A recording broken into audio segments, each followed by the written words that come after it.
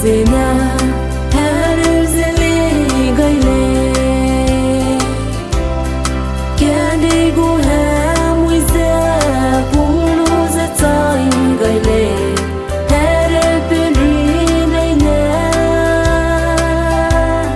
pane delei toagu aringting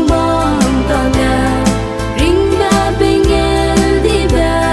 suiyibe peigai Ihingtuile tingwang suiyibe pung wang toalei Ringbe peigai delei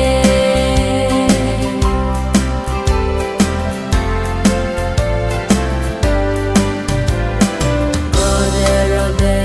yene pane rigai delei Ringbe nai pengeu dibe peigai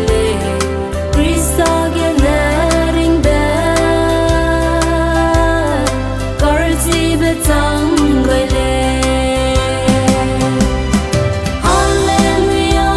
toagu aringting tane Ringbe pengeu dibe suiyibe peigai Ihingtuile tingwang suiyibe pung wang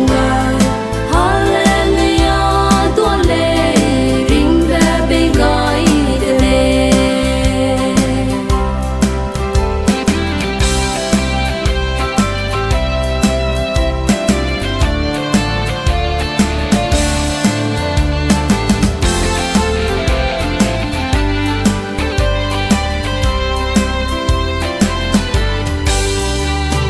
Krista da num lume